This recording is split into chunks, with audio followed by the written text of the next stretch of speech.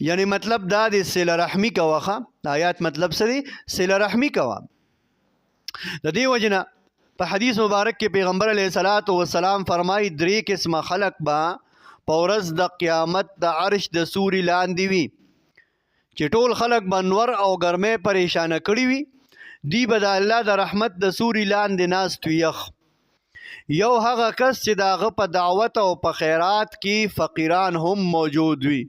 صرف مالدارانو ته ستونه نه کوي، فقیرانو غریبانانو ته هم چې کوم دی دعوت او ست ورکوي.